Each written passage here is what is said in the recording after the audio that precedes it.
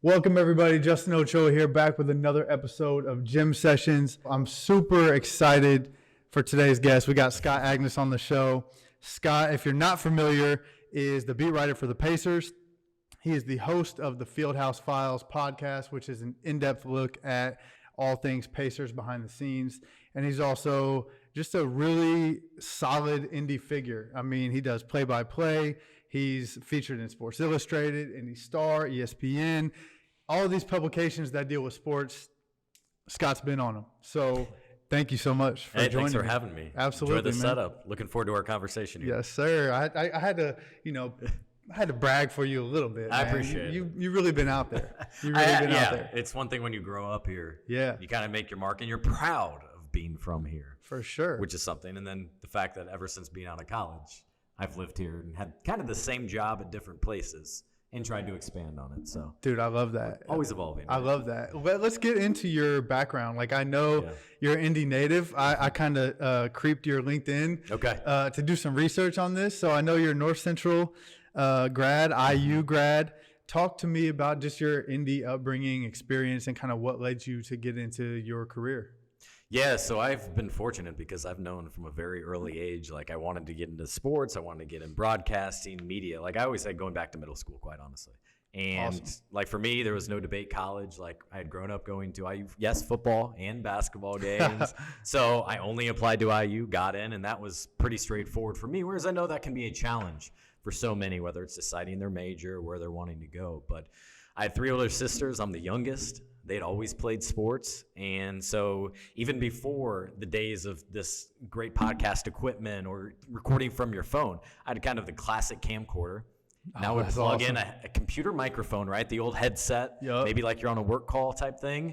Plug that into the camera and kind of do play-by-play for what you can as like a 6th grader, 7th grader.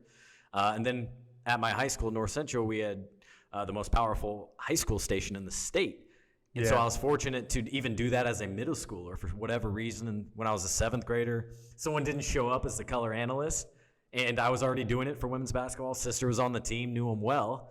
And so they said, hey, just jump in. We need somebody else. And that was kind of the start of everything for me. Well, that's awesome, man. Like you said, it's kind of rare to go to college knowing what you want to do, like as a career. You know, you're 18 and you're asked to choose out of this list of like potential jobs, you know? And it's funny because, and I talked about this in episode 1, but I was actually a telecommunications major at Ball State. So we had the Letterman program. So, you know, cameras, mics, all that, the whole deal. And then I scrapped that and said, no, I want to go teach people how to lift weights. But here we are back in the media world. So, I think it's really cool to hear kind of your backstory on, you know, just how you got into it and all the work that you put in that you didn't even know was work at the time. Like you were probably just enjoying yourself, right? 100%. Yeah. What I've always said is if I can go to a game and broadcast or cover it, a game I would be at anyway, like I'm living right. Why not? Yeah. So like, I mean, growing up, all the different sporting events I was at, whether it was Colts or IU basketball, even as a student at IU, I was like, for a couple of years, I worked in the sports information office to learn kind of the PR side, to learn the different side of things. And then I was like, well, I'm at the game anyway. Let's just launch in my own website and write about it. And I've tried to be creative and kind of own it myself for the last decade and some. That's awesome. So at IU, did you start to get more like classically trained and educated and implement some of these things that you're learning like with their on-campus programs? I think the biggest thing in college for me was I started to find my own voice. Until then, you kind of imitate those you really like. Yeah. I mean, for me, it was Don Fisher at IU. So I would start off my broadcast. I would end my broadcast just like him. I would have segments just like him. And so I think in college, you start to find your own voice, how you work with different partners, because like in college, it's all different kinds of students trying to find their way and figure out if they want to do this. Now, again, I knew it's exactly what I wanted to do, is be in sports and media, whereas others were kind of experimenting, like, do I want to do this? And some hadn't even done games, where at that point, fortunately, through high school, I had already done 200 broadcasts. So I felt a little bit ahead of the curve in terms of comfort, familiarity, knowing how to do the equipment. But I would say just the biggest thing for me was just finding my own voice and what I want that to be about. Yeah, that's awesome. So actually jumping back to North Central, what years were you there? For me, it was 2004 to 8. Okay, so I we're overlapped same, a little bit with Eric Gordon, for example. We're the same age, so there you go. I can remember vividly. Maybe you did the call. I don't know. I was watching a women's game where Amber Harris was playing, and she threw down a dunk, and it was nuts, dude. I was like, oh my God. And what's crazy is I trained her in her pro career. Amber's great. And I was like, I remember in high school, maybe 06 or something like that, I was just like, yeah, I mean, she threw, like, punched it. Fast break. It was against Warren. It was a fast break. Yeah. It was at North Central. Yep. I remember completely. I have the audio and video at home, and I sound like you'd expect a kid young to sound like. I think, actually, maybe it was, but I sounded like a middle schooler who like very high pitched. Like, let's go. Very high pitched. Amber, and she dunks it. That's amazing, dude. And I don't think Twitter was not around then, but that would have been something you obviously upload to your computer and send out on Twitter or something. I actually think it's on my YouTube channel. Now that I think about that, I should have dug that up. I'm pretty sure I posted on there if I can remember right. That's awesome, man. So that's cool. Yeah. I mean, we basically follow the same track as far as years. Like you covered the people that I played against, and then in IU, in terms of IU, like those were some really good years at IU basketball wise. I can't remember football, but probably not. But you had, the Watt shot during those years. And let me interrupt. Those were the worst 4 years in college at IU for basketball. Really? Yeah. Remember freshman? Actually, you're right. Watford was the only highlight, really. Okay, so that's why it makes such a big deal. Highlight. Yeah. Yes, that's why you're right. You got to know the context of the situation. You're right. And the fact of the matter was, for those like myself who had been there 4 years, there was very little to celebrate. So, yes, a big moment, big shot, upset, unranked, number one team, and what most would consider a rival, maybe even more than Purdue. Yeah. That's why it all bubbled over. Yeah, you're absolutely right. I mean, I remember my freshman year, they had 2 baseball players on the team. Yes, you're right, because I remember that was who was it? Mike Davis leaving, and then somebody came in. It was Tom Crean taking over year one. Yeah, you're right. I came in with Crean, so to speak. Yep. Yeah, and then started covering him. So man, the players were there. It was just like not pieced together. Like there was some definite like guys that had potential, but it was never that whole thing. You're right. See, that's how much I pay attention to IU basketball. They were trying to move on from Kelvin Sampson is what it was. Yep. And so you had a culture shift. So you had a lot of talented players. You didn't have guys that fit the program. Yep. And so that was the challenge. They tried to reshape that. New coach comes in, my way or the highway, and understandably so. Right. And it takes 2-3 years. So those were some of the darkest days. And I'll never forget that because I missed one game in my career. You know what's crazy, though? That's it. And it wasn't by choice. You're in it, right? You have skin in that game. Yeah. And so for me, outside looking in, like the Watt shot was the first thing that came to mind, which is such a joyful moment, like one of the best moments in sports history for Indiana. Like, and I automatically was like, yeah, it was great. Those 4 years are great. Just off of that one memory, which is actually the opposite, which is so crazy to me. That's a big major mistake on my part, but it's like it shows how big that shot was. Yeah, it was seismic. It helped show help the program and players within it believe a little bit. Yeah. There was a couple false hopes of we're back. And you're kind of feeling that a little bit maybe again right now as everybody's talking them up. And it's like, at least I am. Let's take a step back. Let's give it a couple months. Let's see actually what this team can produce, and maybe they'll live up or exceed expectations. I actually went to Bloomington that night. I made a bet with my friends I was watching the game with, and I said if IU wins this game, like we have to go to Bloomington because it was close. It was a relatively close game. Yeah. And I said I'll drive. And when he sank that shot, like I went and got my keys, and we went down to sports, and we had a great time. The stories are endless. Like I remember I was covering the game. So I was row 1 on the baseline. They're no longer media seats. And so one thing I did was put my laptop away, thankfully. Yeah. And then also before cell phones took great video, I had it was a flip cam, like the long, tall thing. Man, and I was recording it like this, right? And so I did get a good video of it, which popped on YouTube, which is great. But But where I was, students couldn't rush down because there was a ledge, so everybody had to go around. But nonetheless, yeah, I had basically row 1, the viewpoint, and you just see everybody open up. And I'm like, we all needed this. Everybody needed this. Yeah. This was long overdue. The scowl, the mean mug from Tom Crean's face, just like, I'll never forget that. Then hours later, after writing my story, then I was at Cohoy celebrating with everybody else. They're supposed to close till 3 a.m.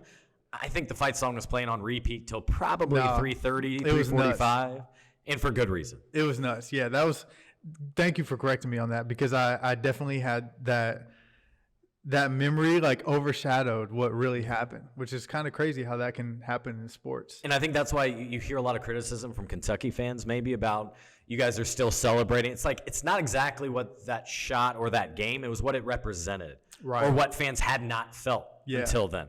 So that was their fireworks of their 4 years, or maybe, that was a junior and they hadn't seen IU beat anybody. Right. Until then. And it was like, okay, let me experience that, because the realistic thing is there hadn't been an IU championship in my lifetime, in our lifetime, right? Yeah. But yet they're still in many respects thought of as a blue blood. They want to be thought of as a blue blood. Right. You got to win games like that. And they're actually really good at beating teams when they're ranked. Especially at Assembly. Something special at Assembly Hall. Yeah. You're exactly right. Yeah, no doubt, man. So you graduated from IU. I believe your first job out was involved in the Indiana Fever. Is that correct? That was leading up. Really? Between them. So that goes back to 2003. I graduated in 2012. Dude. Yeah. So you've been behind the scenes for Here's a minute. this, man. It didn't affect Fever, because right? that was during the summer when I was already at home and did 3 internships in the summer. For me, it was the Pacer season. So by that point, I had risen up, and it was like one of the top. There's like 10 ball kids that work every game, right? So I was like 1 and 2. And so the best job was to work the visitors' locker room. So I was driving back whenever there was a home game, Tuesday night, Thursday night. From B-Town. Correct. Or wherever you were. B-Town. Yeah, that's where I was during the school year. Got you. So you could be 3 days, 4 days a week. It might be once. Oh. Missing out on some stuff, but also, having incredible stories of I picked up Amari Stoudemire, wasn't playing in that game, so he gave me a suit, and I had to go get it ironed and pressed for him, and then brought it back, and there was a $100 tip.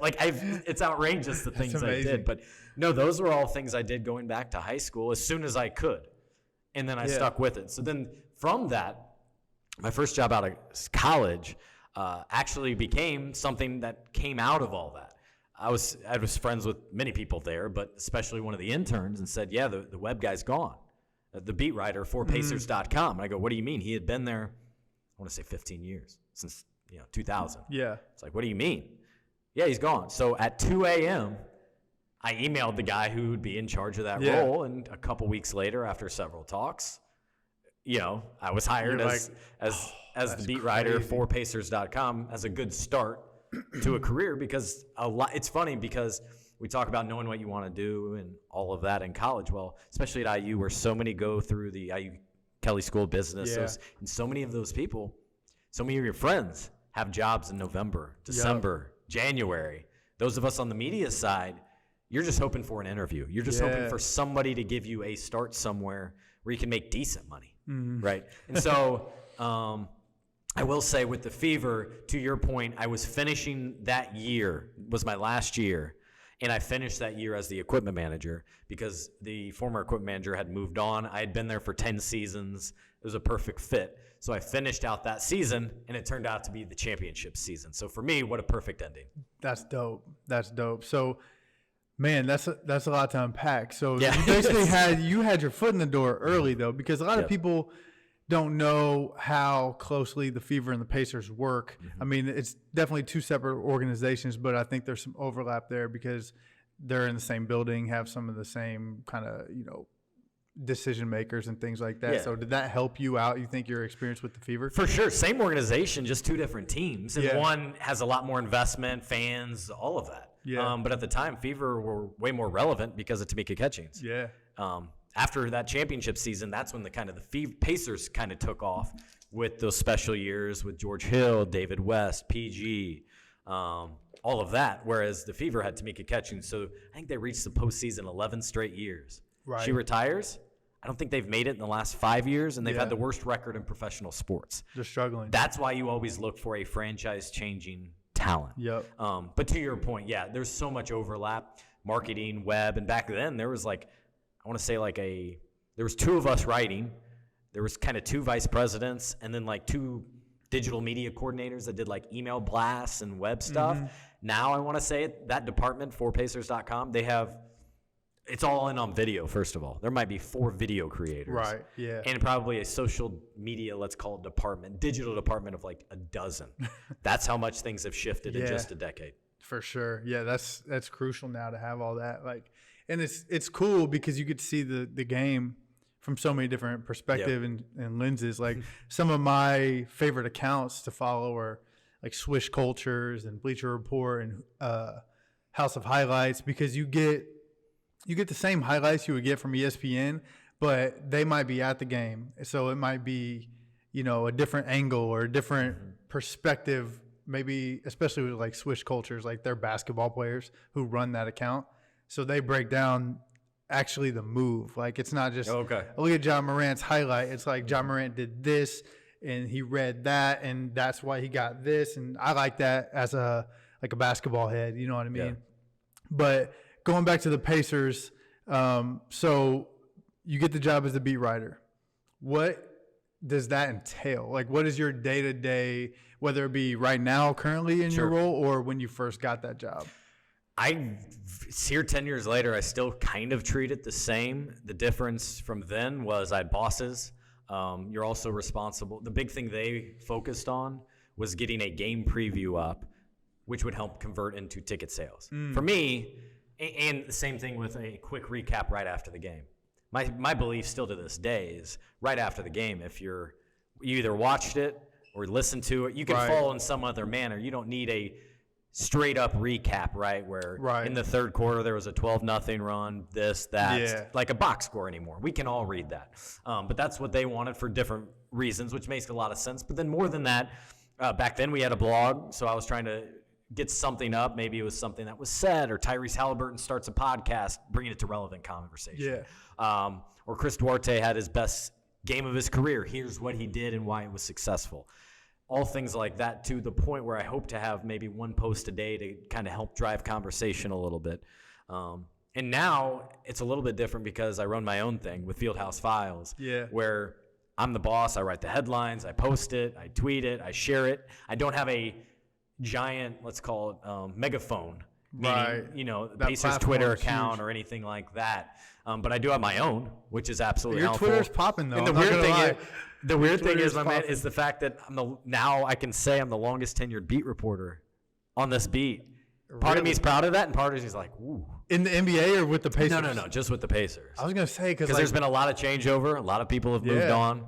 No, across the league, I think there's individuals with their teams. I think Jonathan Fagan down in Houston's been there like 35 years. Even if you talk about the broadcasters here, Mark Boyle, radio voice, he's on year 35. Chris Denary on the TV side, I think, is on year 17. So if you talk about the broadcasting side just in general of sports, is once individuals land a great job or a dream job, you don't very much move on until you're ready to hang it up. So it's very different from that aspect. Chris Denary, I will say, like, I have a water sponsor for my podcast, but Chris Denary selling Connecticut water systems is in my blood. It's in my DNA from growing up a Pacers fan. Yeah, and as someone that's had thousands, truly, of those water bottles, I really like that Connecticut water. Crazy, so I'm on board with that, because especially if we're being honest, as someone who lives in downtown Indianapolis, the water's bad. It's awful. Yeah.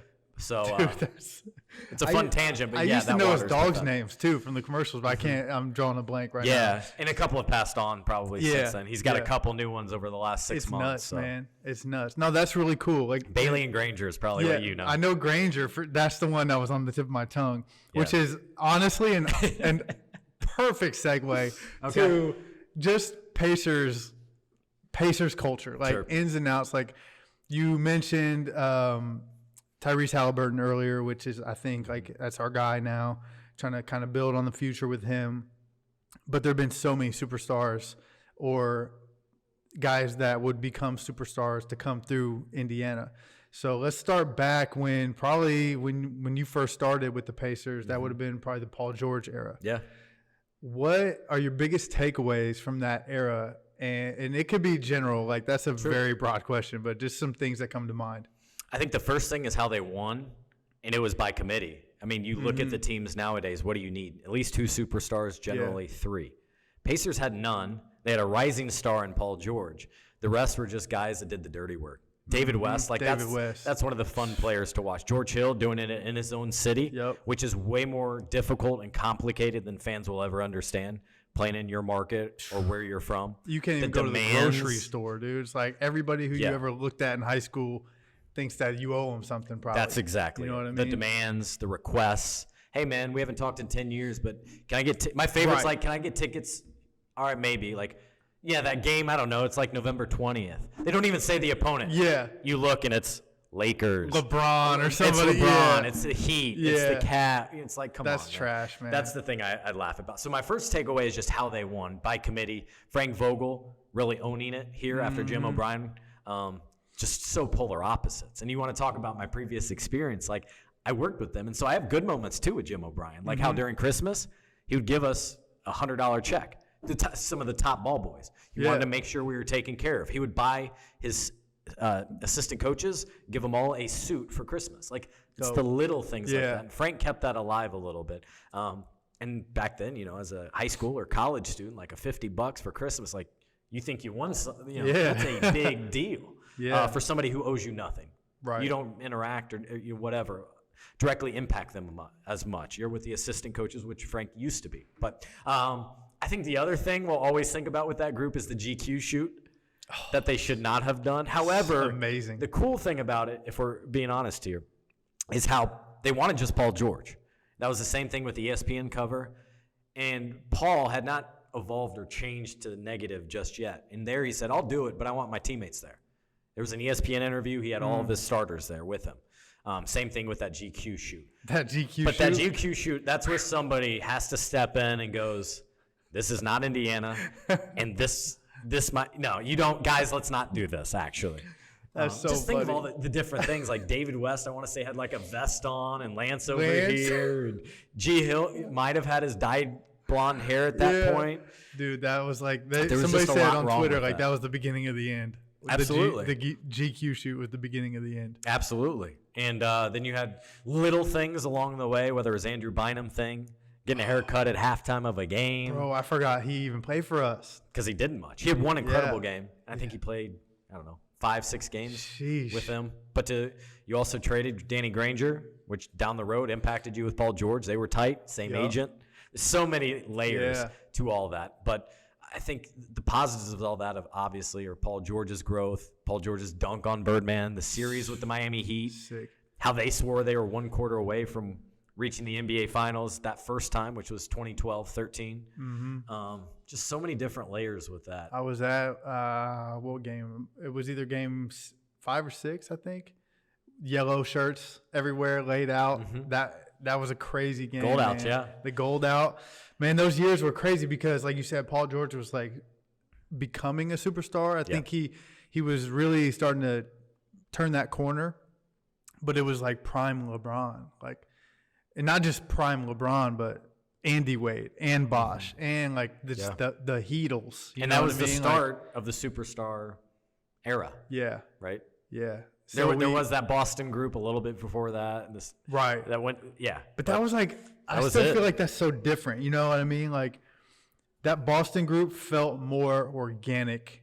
It may or may not have been, but it felt more organic than the Heat. Yeah, I mean, you had Paul Pierce. You brought in Kevin Garnett. Yeah. You brought in Ray Allen. There was some outsiders there for sure. And then you did that trade with the Nets, which worked out well for the Celtics, and the Nets not at all. And interesting because now present day, things are not working out. At all with the Nets. But that was a fun time for the Pacers that you bring up, and that's the last time, if we're being honest, that they've really been relevant in the national conversation. You have to go back to 2014. Yeah, we never have national games, like ever. You know what I mean? Like ESPN broadcast. Like Paul George, I think, was what we needed at the time. And then let's talk about his exit. Like I don't know how to feel about it still to this day. Yeah. You know what I mean? Like, am I supposed to like Paul George or hate him? All right, here's something you might know. This is what I've always heard. But he claims, I guess, that he wanted the Pacers to go get Anthony Davis. Wasn't possible. And we said no. Yeah. It was a no because, like, that is asinine to think that we can pull that off, or it was like, no, we don't want to win. Like, that's what the vibe I got was like, no, we don't want to win. We don't, which sounds crazy, but it's like we don't want to go that route to win. Let me stop you there. On that? Yeah, it wasn't possible. Wasn't possible because you had look at the assets the Lakers gave up for Anthony Davis when he made it known he wanted to go there. 7 players, like it was nuts. If you look at that Pacers team, I forget the exact guys on that team, like 2015, but generally you're talking like C.J. Miles, Al Jefferson, Chase Budinger, the lefty. Thad Young, I think, was on that team. He's probably the best out of that group and has some value. But you look at what it would have taken. The Pacers didn't have that. It was functionally not possible. I agree. If it was even fully discussed. Yeah. There's been a lot of revisionist history with Paul, with Vic, some of which I'm like, what are we talking? No. Yeah. No, that's totally off. The other thing I laugh about, too, is I remember distinctly, I want to say it was 2016. It's funny how some memories are more distinct than others. Yeah. I think that was at the United Center. It was before USA basketball stuff. And they had just signed Al Jefferson, Monte Ellis, and Paul was so thrilled with Larry Bird. He loved those offseason moves and talked great about him. Yep. And he, if he didn't feel that way, you don't have to go overly confident and comfortable with what he said. You could say, hey, I trust him. If that's who he thinks is right, whatever. But he was like, he was overly positive about it. And then 2 years later, whatever, he was like, that's where he became frustrated. And, there's been some falling out. And ultimately, there was always a gravitational pull towards L.A., which is basically home for him, just outside Palmdale. His parents tried to always come to games. There was the branding thing that he got really obsessed with as well, even though I thought he was the perfect example of it no longer mattering what market you play in. Same. Because he was the cover of NBA 2K, signature shoe with Nike, face of AT&T, Papa John, like the list. I kept track of all. There was about 10 endorsement deals as the star player in Indiana. And came from like not a blue blood. Like he came from a college that was kind of like a small market. Yeah, Fresno State. Too, yeah. And even more than that is he grew up a Clippers fan because he always said he enjoyed the underdog. Now he was a Kobe guy. But he was a Clippers fan because he wanted to, not run with the pack. Yeah. I don't know. It was bizarre how that panned out. And then even more so, then the Lakers not wanting to trade for him. And then after that, Paul not choosing to sign with them in free agency after making it known he wanted to. Yeah. It was just so bizarre. Very weird. There's some puzzling things with how he's handled stuff. But generally, he was really good for this organization, and the Pacers were able to get a lot of good value for him, starting with Victor and Sabonis, which is now trickled down to other pieces all these years later, right? Yeah, that's what I was going to ask you about. Like now, so we went from, the PG era, which, like you said, those years were amazing. Like as a Pacers fan, that was, I thought that Paul George had the potential to be the best player in the NBA. During those years, I was like, I see it. You know what I mean? Then he gets hurt, and that kind of changes things. But I still think he's obviously an elite player. There was a weird thing that went on after he had become an all-star. He kept talking, and we're talking 4 or 5 years in. His goals started to be, hey, I want to be the best player in franchise history. I want to top Reggie's goals. We didn't hear any of that the last couple of years in Indy. No, yeah. His mindset shifted. And I think that was the telltale sign for me of where he was out mentally and physically, and that he wanted to go elsewhere, and that it no longer had local goals. He had something bigger in mind. Yeah. So then we get Vic and Sabonis out of that, which is that's an amazing trade, really, if you think about like the circumstances of that he's not going to sign in free agency back to the Pacers, so you got to move him. You get a Vic who's like still trying to find his identity in the league. And you get Sabonis, who really like turned out to be a hell of a player. And I don't know if either of them would have been that in OKC or got a chance to even prove it playing with OKC Russ. You know what I mean? But now we go into the Vic era, and I start to see flashes of, damn, I think we can maybe get back to where we were with PG. And then by this time, you got LeBron, Cleveland. That's I can't remember the years, but we got LeBron back in Cleveland. It was 2017, I think, when they took him to 7 games. 7 games. Pacers like to argue the fact there was goaltending, and then LeBron basically won them that series because he won them that final game. He freaking took over. He took over. He blocked Vic or goaltended, whatever you want to call it, but still hit the three. Like, you still got to make the shot. Right. He came down, drained a 3 for game, I believe, or to send it to overtime. I can't remember back that far. LeBron's been the biggest issue because for the Pacers early on, if you go back to like 2000, it was Michael Jordan. They've run into the best, arguably some of the best players in NBA history. You have MJ in 2000 when they had some of their best teams. Even Kobe and Shaq when in 2000. When they made it to the finals, you play against Kobe and Shaq. What do you do? Right. 2 top 10 players probably of all time. Yeah. Then you create a better team later on. Yep. Try to have some success here in 2012, 13, 14. And for a period there, I want to say it was like 7 of 8 years.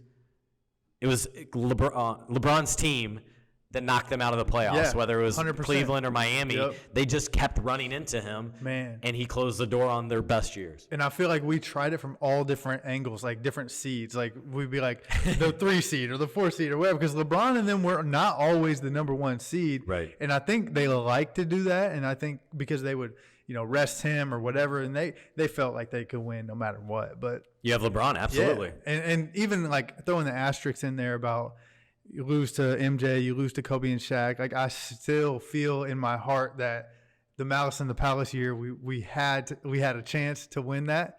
But yeah, like you said, those Vic years, just again, you run into LeBron, and so now we moved on from Vic. So that's another like weird situation where I feel like the last 2 superstars we've had have a sour taste in their mouth when they leave, whether or not it's the Pacers' fault or not. Yeah.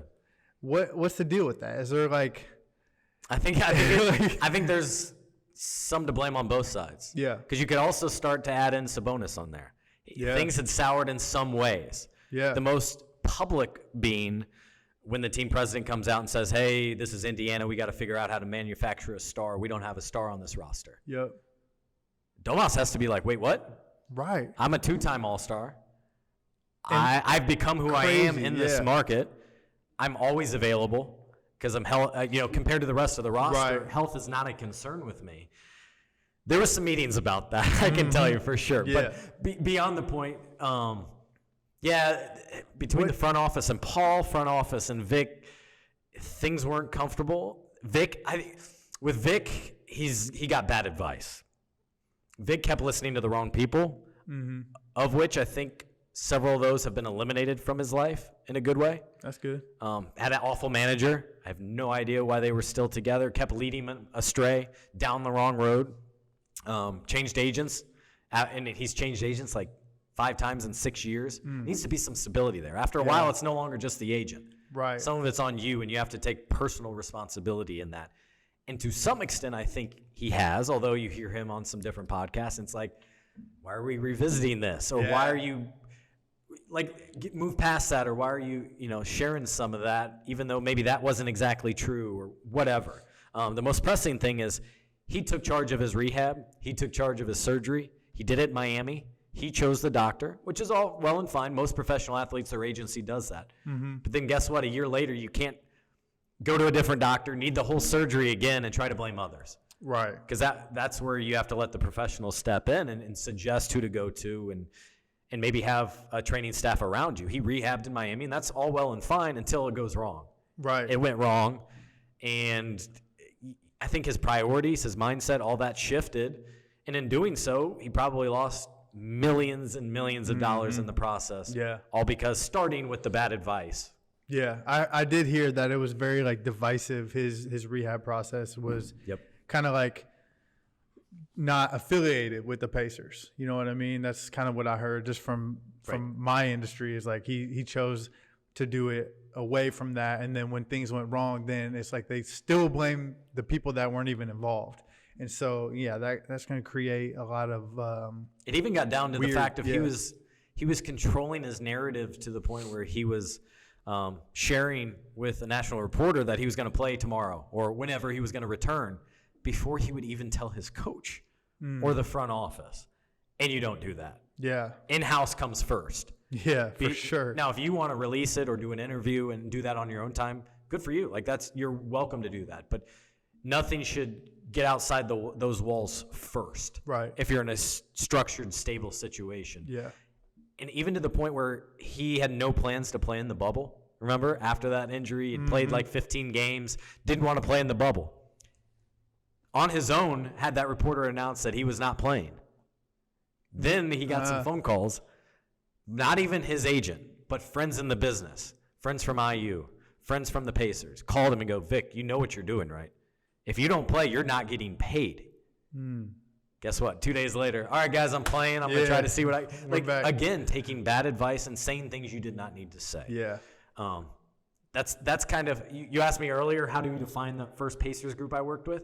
That's how I define Victor. It's just following a bad path, taking bad advice, and things crumbling along the way, unfortunately. Dude, he's I will say, like, I'm glad to see that he's kind of like back to his capacity. You're starting to see some old flashes of the Vic that we saw in Indiana, which is good. You know, anytime somebody gets hurt, it's like, damn, like that's devastating. Yeah, I try to be empathetic for. You have to be. You know what I'm saying? Like that's a mental mountain to climb. You know what I mean? So I definitely agree. Like he probably followed some bad advice, and the way he handled it, I'm sure now he would look back and say, I don't know if I was moving the right way back then, because I would hope in hindsight that he could see kind of how this looks to people that are fans or within the organization, whatever. So now we got a new era. We got the Halliburton era.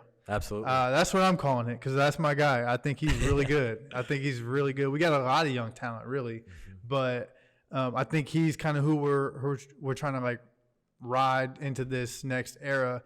What are your thoughts on like where the Pacers are now, and what do you expect from them, not only this year, but moving on into the future? Yeah, it's unfamiliar territory. The fact that, like in my lifetime, in our lifetimes, they've never drafted as high as they just did for Benedict Mathurin. They had not. That's one of the most unbelievable stats that now I got to find a new one. Yeah. But they had not drafted inside the top 10 since 1988. And that's honestly, not to cut you off, that's a scary place to be for an NBA team.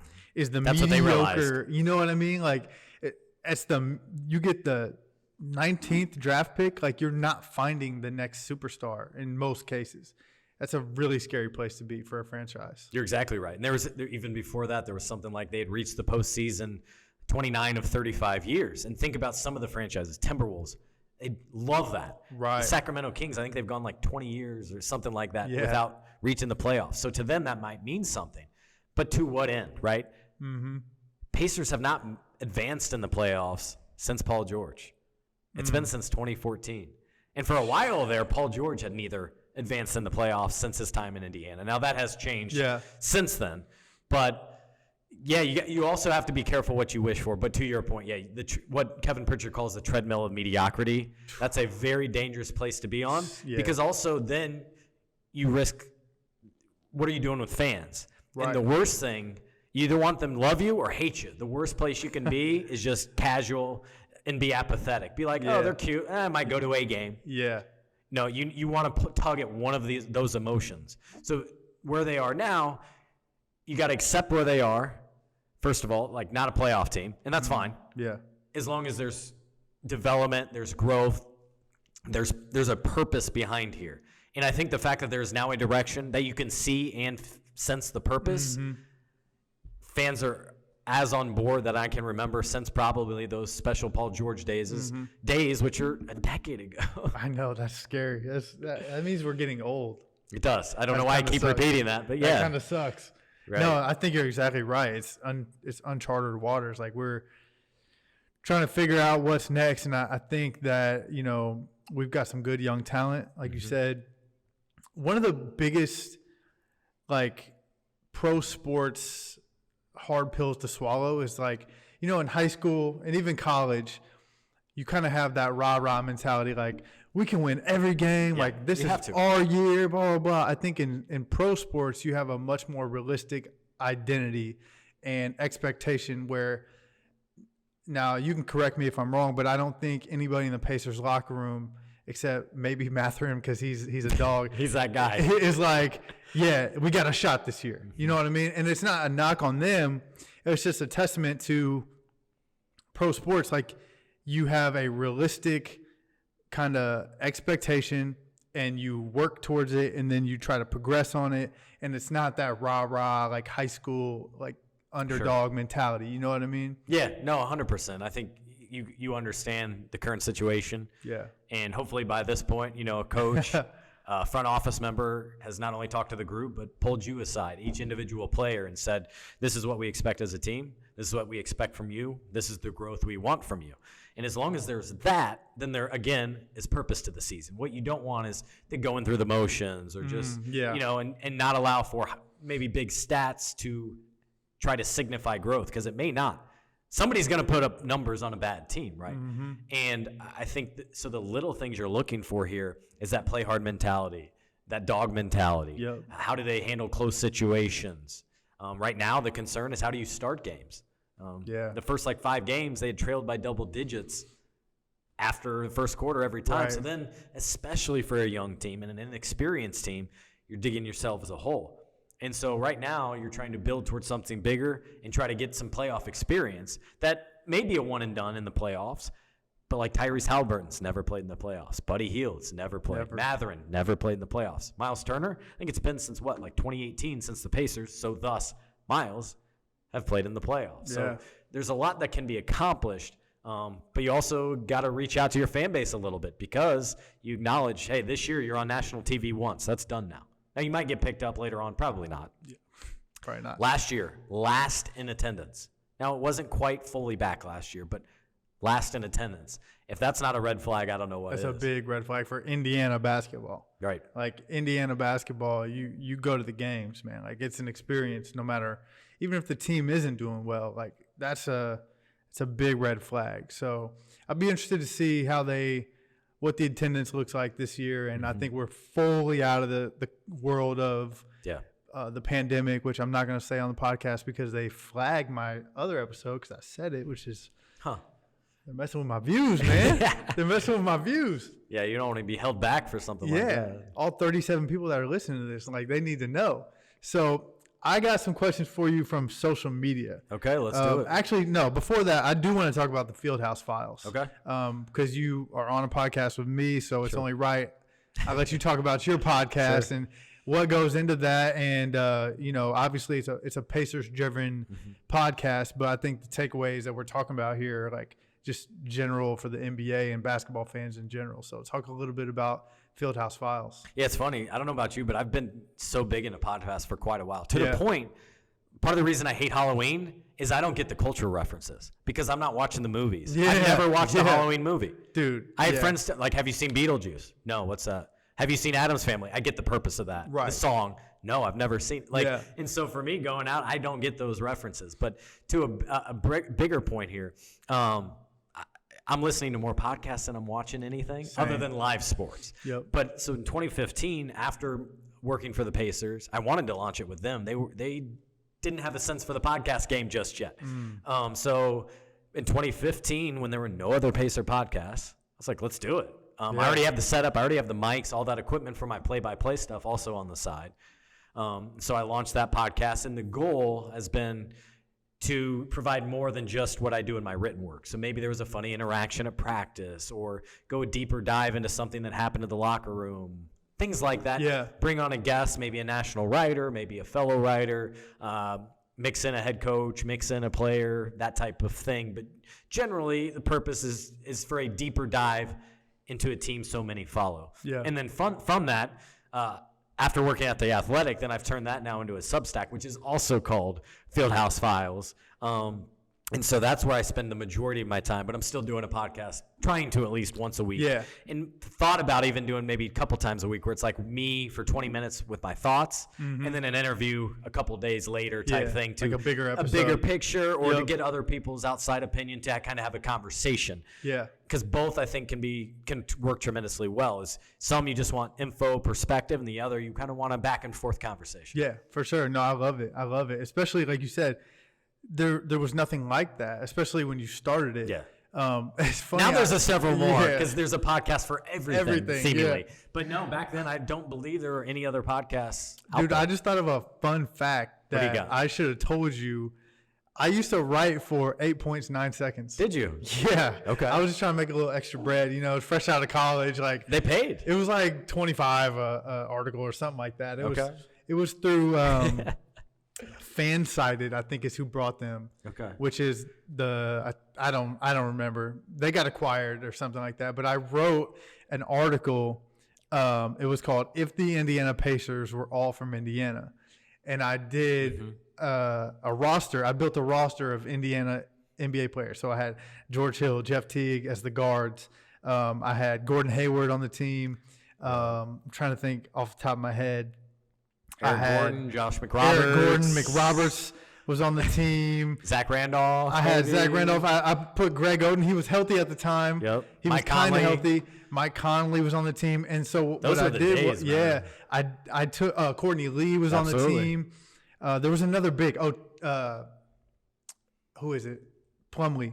Yep, Miles Plumlee and Zeller was in the NBA as well. Cody's, Luke, all of them. So I made this 15-man roster, and I took their stats and took like their per 36 or whatever. Sure. I broke it down like minute-wise, like, all right, G Hill is going to be our starter. He's playing, 33 minutes a game or whatever. And I adjusted the stats for that and looked at basically how they would rank up against the rest of the NBA. And I can't remember off the top of my head, but it was a solid team. Like, it was a playoff team statistically. Sure. But I just want to throw that in there because, I'm kind of a Pacers writer myself. You know what I mean?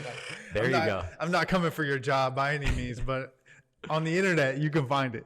That's all. So internet questions. I want to get to these social media Q&As because I put out there, I said, I got Scott on the show.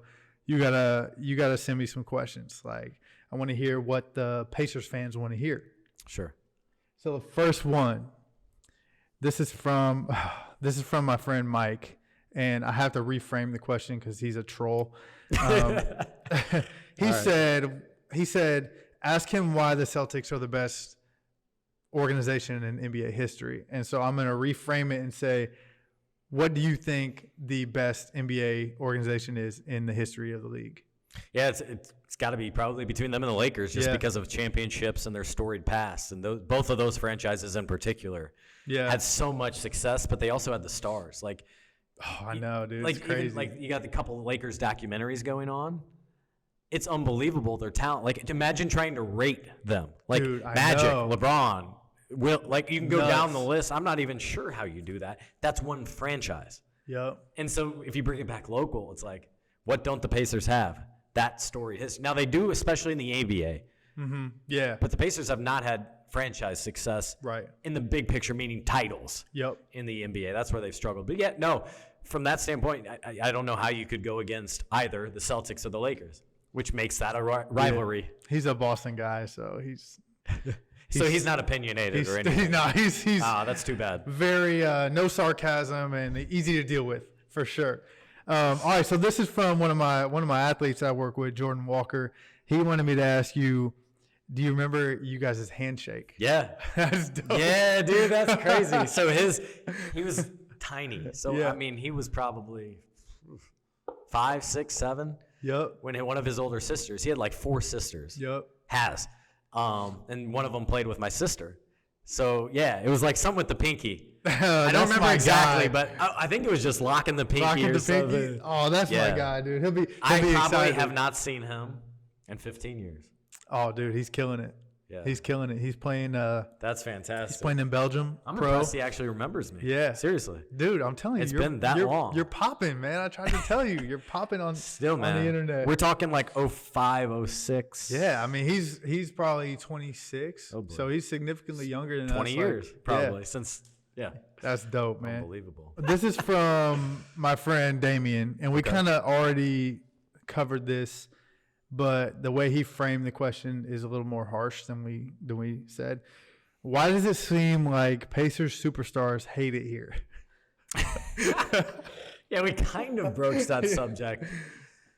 I'm trying to think where to go with that, right? First of all, it's very complicated.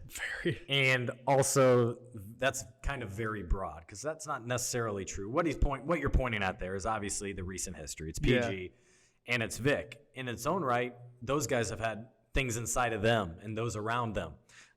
Like we said, Paul kind of outgrew. One of my great things I always go to with Paul is in his first 5 years, he would talk post game to a group, and then if you needed him afterward, he'll talk. The PR in a good way would have to come in and be like, Paul, you're good. You need to go shower, man. Yeah. And Paul was like, nah, man, we're just talking ball. I whatever. This guy's here every day. I don't care. Yeah, I love that. You don't get that much anymore. Yeah. But in the latter years, he would go to a podium and have to talk before Frank, and just bizarre. Just different, yeah. Or maybe he'd go and 45 minutes after the game, you'd finally talk with him. One thing I've noticed is if you're a superstar, you usually shower, ice, all that stuff, and don't talk for an hour after the game. Yeah. So guess what Paul's doing now? That exact process because he's part of that conversation, and that's who he is. There was some disconnect. I think the front office admits some mistakes in how they've handled stuff. But now you have some more forward-thinking people in there. You have a new practice facility, which certainly helps. But that's something they have to think about every single day is how can we improve daily life for these guys? How can we invest in them? For example, something that rubbed Victor the wrong way is one of his last years, he hired his own physical therapist after that injury. Well, the Pacers don't let other people travel on the team plane. So when I was traveling commercial, his physical therapist was right next to me, traveling commercial, whereas some teams will make exceptions. That's not right or wrong. It's just something maybe you have to consider. To the positive side of all that, they've hired an additional chef. They've hired an additional massage therapist. They're investing in their players, their bodies. They have a barber shop inside of their practice facility. Things sick. To try to make these guys feel way more comfortable. And something I've written at Fieldhouse Files is the day after the season opener, they had Benedict Matherin's mom and his sister surprise him with his first home-cooked meal of Haitian food I saw that. in 4 years. He was so excited, Those too. two worked in conjunction with the two full-time chefs to make that happen. That doesn't take a lot of work. It takes some planning, some organizing, and some efforting, and it can go a long way with your players. So it's that stuff on top of committing to the on-court product. Yeah. Let's not pretend that's the number one thing. You got to win games. Yep. Right. So if you're not selling right now, the genuinely interesting thing is how do you handle some of the assets, some of the players, guys entering contract years, things like that, to better the product tomorrow more so than today. And so if I'm Halliburton, if I'm Matherin, those are some of the things I'm watching closely. All right, last one from social media, then I'll throw you in the fire round. My buddy David asks, if he gave you a basketball and told you to have any NBA players sign it, you got to pick 3. Yeah. But you can't sell it. It's for you to keep. Yeah. Who are your 3 players? First of all, I laugh at that because being in sports anymore, signatures, rather meaninless. Yeah. I will also say, I don't understand the memorabilia space. How is a ticket? I'm a big Darren Ravel fan. I've communicated with him a lot over the years. His big thing is buying merchandise and having the ticket to whatever event it was. Yeah. Something. And by the way, that's interesting now because tickets are online. So weird. How do you do, if you have a Masters ticket, whatever, I don't know. Yeah. I'll answer the question, but really nobody comes. I would rather have a photo because that's something you could put up on your wall. Yeah. If you had to autograph, I think I would probably do something like a MJ, Larry, LeBron. Yeah. Kind of have some of the best talents in the world. The other thing I could do is have something that's more of a storytelling thing. So maybe it's some of the people I've covered. Maybe it's a Larry, Donnie Walsh, Isaiah Thomas, Rick Carlisle. I don't know, just because there's a story associated. Yeah. It's just personal to you. Right. Yeah. Yeah. You could have Vic, PG, and Miles. Yeah, no, but to your point. Might be in that conversation. No, but that's kind of what I was getting at. There is you'd have something close. Honestly, actually, let me amend that. I would definitely include Shaq on that. Oh, yeah. Because I have so many fun interactions with him when I was a ball boy. Oh, that's dope. So I forgot about that whole thing. Shaq was fantastic. Jameer Nelson under the radar guy that always took care of us, and I will never forget it. Love Jameer Nelson. So it might even be something as Love meaningless Jameer to Nelson. you, but super impactful and noteworthy to me. Like, they were giving me $100 to do something when I was a college student. Yeah. Making that trip from Bloomington every day to put it all full circle. Yeah, that's awesome, man. All right, it's time to get into the hot seat questions. All right. These are rapid fire. Okay. Q&A. Gotcha. You can go in depth, or you can just give me a one-word answer. Your choice. Just whatever comes to mind. And they are random. Okay. Like, this has nothing to do with anything. Oh, okay. All right. Walk me through the makings of a perfect PB&J sandwich. Funny, because what did I have before this show? Did you have a PB&J? A PB&J. Let's go. I had 2 coffees and a PB&J, Let's so go. that is hilarious that you did that. To me, got whole wheat toast, put that in the toaster, get a little crisp. Yep.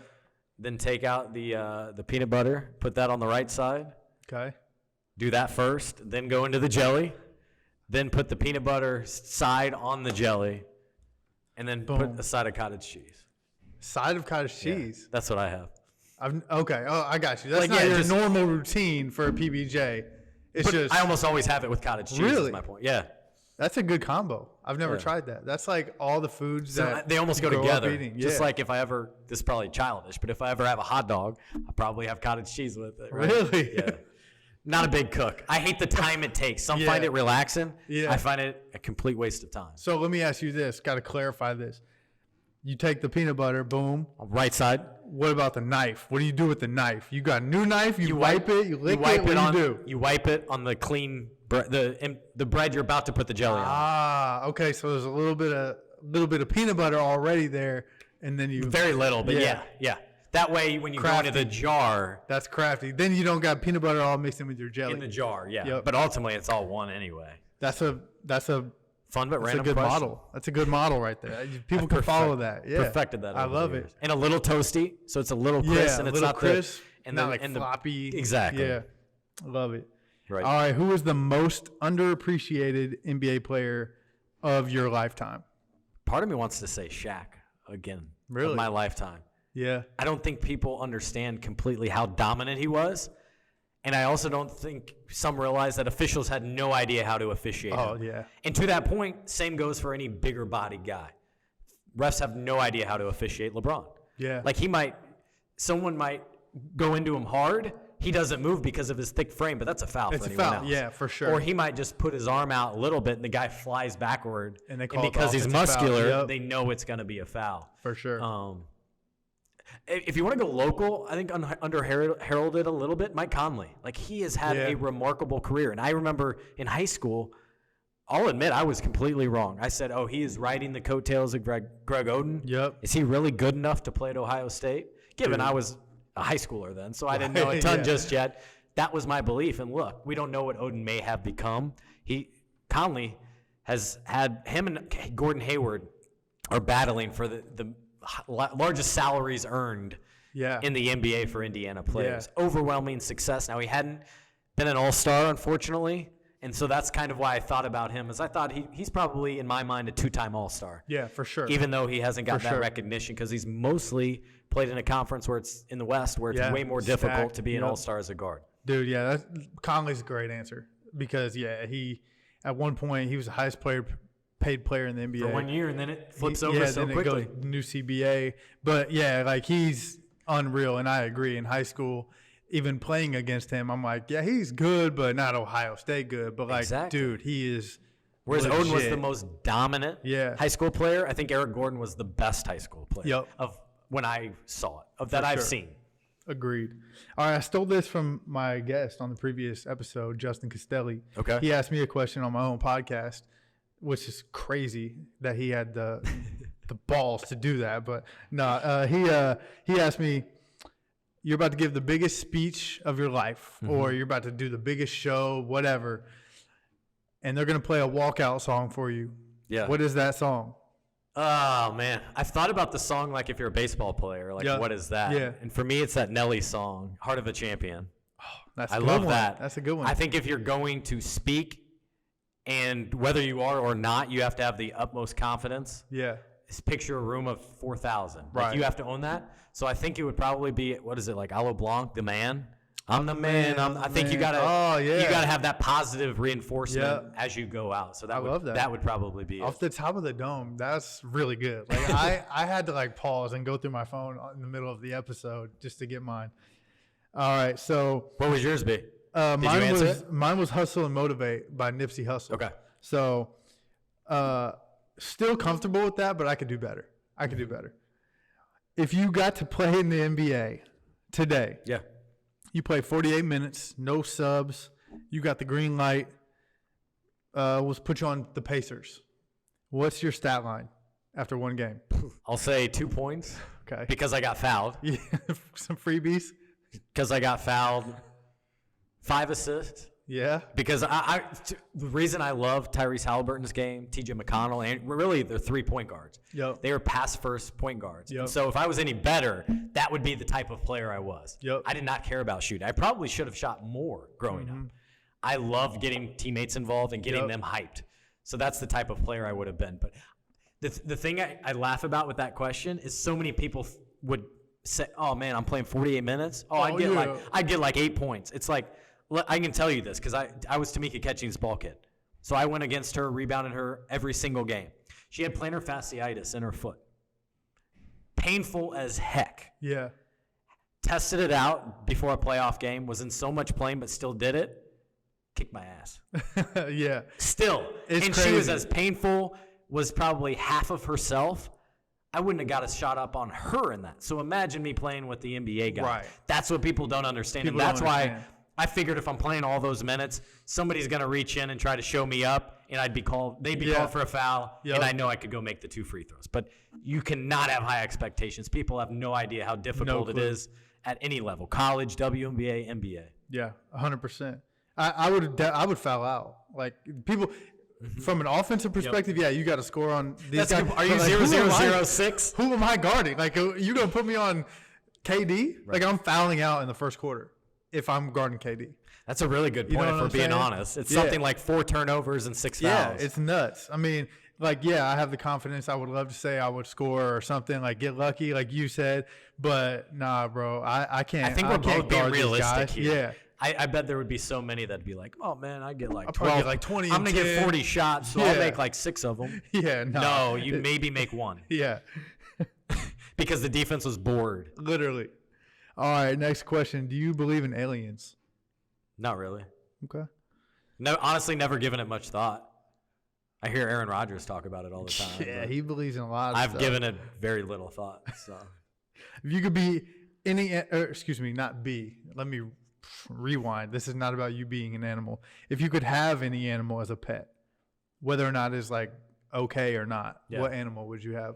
Interesting, because I've never had any animals. The reason why I asked this is because when I went trick-or-treating with my kids, we went to a house and they had a pet monkey, legitimate pet monkey. Huh. And that has me shook. Like, how do you acquire a monkey to be your pet? I've never understood the snake thing. I had a diaper, bro. Jakar Sampson had a couple snakes in his apartment here in Indy. Like, how do you get joy out of that? Them climbing on? Like, I'd freak the hell out. That is not for me. That's weird. I'm trying to think of something fun, something playful. Right. It's corny as heck, but the first thing that came to mind was a panther, because North Central Panther. That's dope, though. But that's basically all I got. I've never had any desire, honestly, because I'm always on the go, always moving, ideally traveling, always going to games that I know I wouldn't have the time or capacity to take care of anything properly. Yeah. So then probably a snake would be a good fit for you. Or a fish tank was the other thing I was going to go with. All right, start one, bench one, cut one. I think I know the answer, but we're going to rock with it anyway. IU basketball, Pacers basketball, Colts football.